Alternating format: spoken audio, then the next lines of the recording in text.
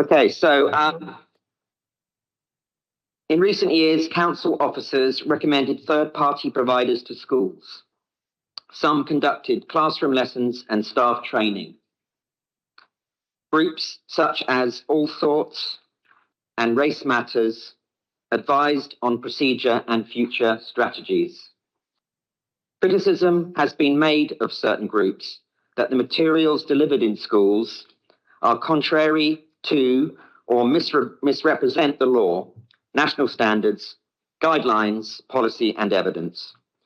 It seems these groups are not regulated to ensure materials provided appropriately reflect law and national standards. And I offered all the list of the relevant laws to the chair.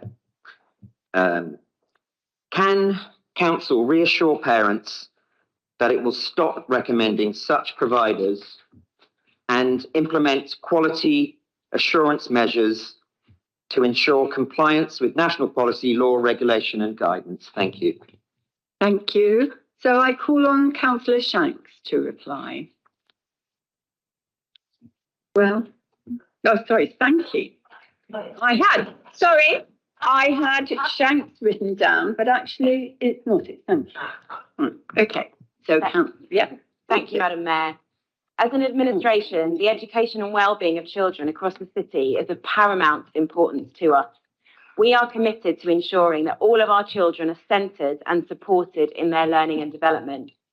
Our personal, social, health and economic education and anti-racist education teams contract or work with third-party providers when they offer something that is well established, has credibility and enhances what the council can directly offer.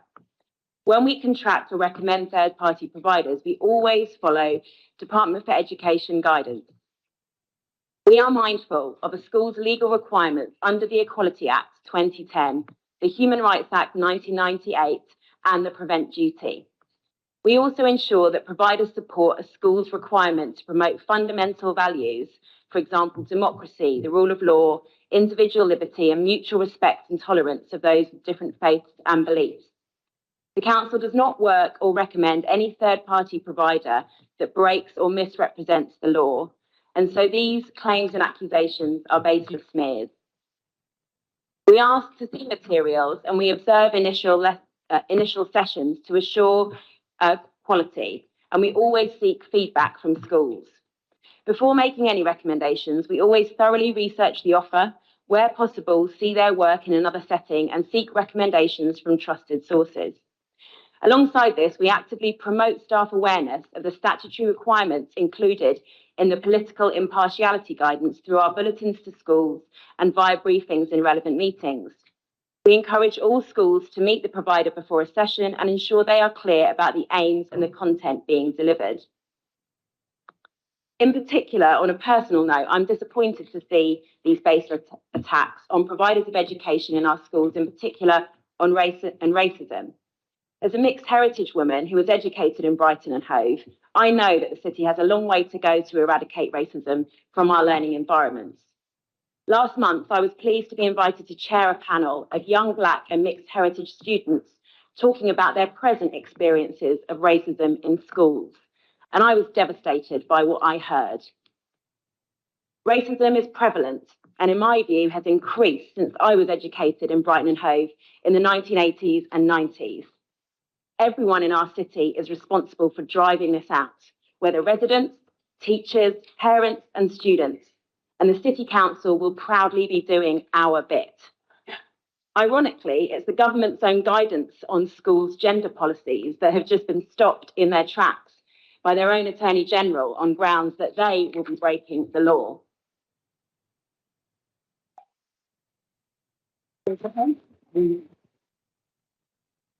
Our objective is to ensure that teachers and staff in schools have the skills to ensure learning in classrooms is balanced, prepares children and young people for life in modern Britain, and teaches them about the society and the world that they will grow up into. However, it's for each school to decide on who delivers materials and the resources that they use. Thank you. Right. Do you have a supplementary question, Adrian Hart? Yes, I do. To be clear, parents require reassurance that third-party providers are suitably qualified, that these organisations have the in-house expertise to operate within the boundaries of government guidance and the law, for example, safeguarding and recognise the limitations of their proficiency. For example, parents have described charity organisations in the city who have no staff clinically qualified in gender dysphoria, who are affirming a child's gender, which according to the NHS is not a neutral act, and facilitating referrals to GPs who are known to prescribe cross-sex hormones to children without specialist diagnosis of gender dysphoria. Indeed, one charity organisation present in most schools in Brighton and Hove are listed as an official partner of Gender GP, who have previously been subject to investigation by the General Medical Council and medical tribunals processes. This is my question. Thank you. Thank you. Does the chair agree that any individual or organisation working in local authority schools or funded in any way by the council who promotes gender ideology and affirms the gender of individual children must be suitably clinically qualified to do so, or otherwise risk a catastrophic failure in this council's safeguarding duty? Thank you.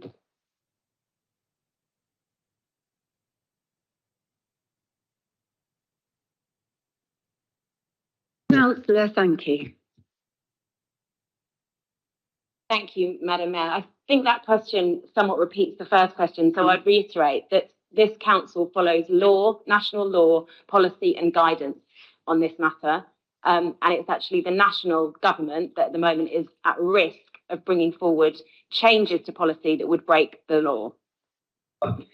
Thank you. Thank you. I think we must finish now and move on to the next question, because that one took up rather a lot of the time on questions.